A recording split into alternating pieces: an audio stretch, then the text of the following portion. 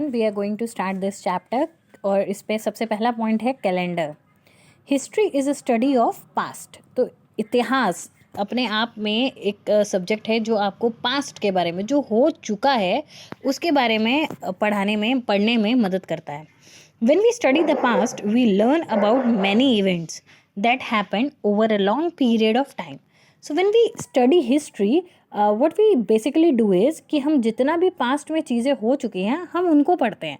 हम उन्हें क्यों पढ़ते हैं? हम उन्हें इसलिए पढ़ते हैं ताकि जो हमने पास्ट में गलतियाँ कर दी थी वो हम उन्हें फिर से ना दोहराएं और अपनी पास्ट की गलतियों को अच्छे से सोच के समझ के उनमें सुधार करके अपने फ्यूचर को ब्राइट कर सके।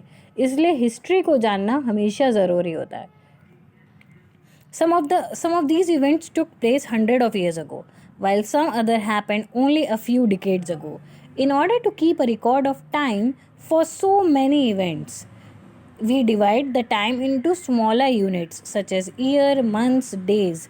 ठीक है, तो क्या होता है कि हम टाइम को डिवाइड कर लेते हैं ईयर, मंथ्स और डेज़ में, ताकि हम उनका रिकॉर्ड रख सकें कि हाँ भाई 2019 में क्या हुआ था, 2020 में पूरा कोविड था, अब 2021 आ गया है, 2021 आ गया है, तो हम उस सब का रिकॉर्ड रख सकें, इसलिए हम उसको डिवाइड करते हैं। Such system is known as calendar. अभी अभी आपने रिसेंटली अपना कैलेंडर चेंज किया होगा, क्यों? क्योंकि वो साल ख़त्म हो गया। With the help of calendar, we can determine the dates of an event and arrange them into proper sequence. Calendar के बेसिस पे, कैलेंडर की वजह से हम अपने डेट्स को प्रॉपरली सिंक्रोनाइज कर सकते हैं, अरेंज कर सकते हैं और उन्हें प्रॉपर सीक्वेंस में जो डेट्स होती हैं उनको हम देख सकते हैं। अच्छा, सैटरडे कब है, संडे कब है, कब हॉलीडे है, कब हॉलीडे नहीं है। ठीक है, आपका बर्थडे इस साल कौन से डे पे पड़ रहा है। तो so this is your question. जरा आप इस बार देखिए कि आपका बर्थडे कौन से डे पे पड़ रहा है। Okay, Gregorian calendar. The most widely used calendar in the world is Gregorian calendar. This calendar was created in Europe many centuries ago. A calendar takes one particular event as the starting point and determines the date of the other events accordingly.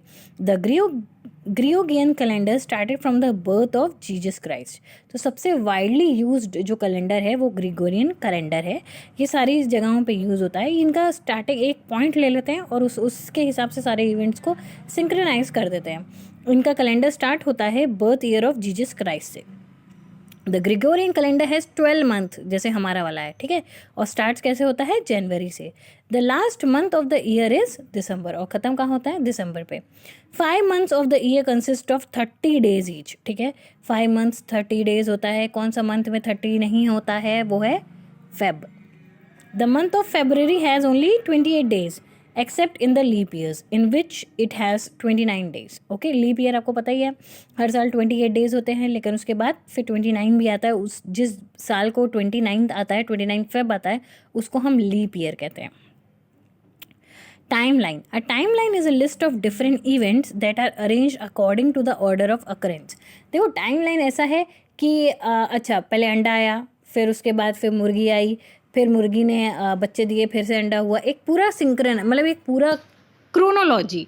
जैसे कि एक छोटा सा seed था, seed से plant हुआ, seed से एक रूट आई, रूट से फिर धीरे धीरे स्टेम आई, स्टेम से लीव्स आई, लीव से फ्रूट्स आए और फाइनली एक ट्री बन गया। तो ये क्या हो गया? ऑर्डर हो गया, टाइमलाइन हो गई। It helps us to understand history in more organized and efficient way. It helps us about the events happened at different time. Different time पे डिफरेंट इवेंट्स जो हुए हैं उन्हें ऑर्डर में रखने के लिए हमें ब्रिटिशर्स कब इंडिया में आए, ठीक, उसके बाद फिर कौन से आए, फ्रेंच आए कि कौन आया, ठीक, उसके बाद फिर क्या हुआ, जब फ्रेंच आ गए तो उसके बाद फिर इन दोनों में कॉन्फ्लिक्ट्स होने लगी, battle of Plassey, battle of Buxar, ये सारे बैटल्स होने लगे। उसके बाद फिर ये तो आपस में लड़ रहे थे, उसके बाद फिर वो इंडियन से भी लड़ने लगे। ठीक है, बैटल ऑफ प्लासी जो था वो सबसे बड़ा था, जिसपे उन्होंने सिराजुद्दौला को डिफीट कर दिया था। अब जब बैटल ऑफ प्लासी जीत गए तो फिर ब्रिटिशर्स को लगा कि हाँ भाई, अब हम जीत गए, अब हम इंडियंस को भी डिफीट कर सकते हैं। फिर उन्होंने मराठास के साथ मुग़ल एम्परर्स के साथ बहुत सारे जो है फाइटिंग की, बहुत सारे बैटल लड़े। ठीक है, तो जैसे एंग्लो मराठा वार, ठीक, एंग्लो मैसूर वार, तो ये सारे क्या हो रहा है? अब ऑर्डर चलता जा रहा है। ठीक है, कैसे कैसे कैसे कैसे होता गया। Timelines are not only the past event but can also be used even today. Timelines ना केवल past events के बारे में बताता है बल्कि आज के events के बारे में भी बताता है. They help us keep track of and organize important dates in our lives.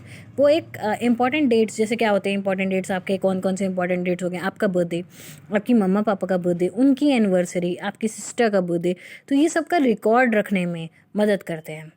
CE and BCE. As we know, Gregorian calendar uses the birth of Jesus Christ at its starting point. The first year after the birth of Jesus Christ is known as year 1. जो पहला year होता है उसको हम कहते हैं year 1. जो second year होता है उसे ईयर 2 कहते हैं. But how do we count for the time before the Jesus Christ? अब क्या होता है, BCE का मतलब होता है बिफोर क्रिश्चियन एरा, ठीक है, और CE का मतलब Christian era. Okay, sorry common era और बिफोर कॉमन एरा, ये वाला BCE और CE का मतलब होता है. The years before the birth of Christ are counted backwards. This is what I was about to tell you कि जो ईयर्स होते हैं वो बैकवर्ड्स के तौर पे गिने जाते हैं. जैसे कि we use CE and BCE to denote the time before and after the birth of the Christ. ठीक है, CE common era, it refers to time since the birth of Christ. Christ के बाद के जो भी इवेंट्स हैं उन्हें हम CE में लिखेंगे. ठीक है, क्राइस्ट जब आए उनके बाद जो भी इंसिडेंट हुए उन्हें हम CE में लिखेंगे. जैसे ये जो अभी चल रहा है ये सब भी CE के अंदर है क्योंकि क्राइस्ट बॉर्न हो चुके हैं. लेकिन क्राइस्ट के बॉर्न होने से पहले जो इवेंट थे हम उन्हें BCE मतलब बिफोर कॉमन एरा कहेंगे. It refers to the time before the birth of the Christ. If an event occurred 800 years before the birth of Christ, it means 800 BCE. But if it occurred after the birth of Christ, उन्हें क्या कहेंगे? 800 CE. ठीक है? We do not usually mention CE with the dates, but always mention BCE.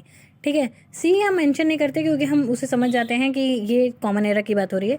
BCE हम ज़रूर use करते हैं क्योंकि हम ये दिखाना चाहते हैं ये क्राइस्ट से पहले की बात है, बहुत ज़्यादा एशियंट बात है. ठीक है, अब एक डिड यू नो देख लेते हैं. There is no zero year in CE and BCE system.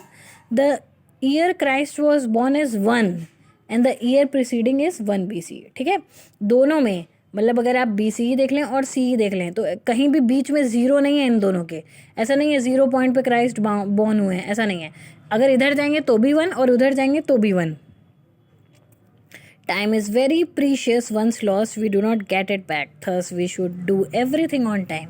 Record your activities for 3 days. Find out if you manage to do everything on time. ठीक है, अब यहाँ पे देखो, this is what I was telling you. ये देखो यहाँ पे कहीं भी ये नहीं है, ये 200 है, ये भी 200 है, अब ये 400, ये 400, ऐसे चलता रहेगा. ठीक है, ओके, थैंक यू.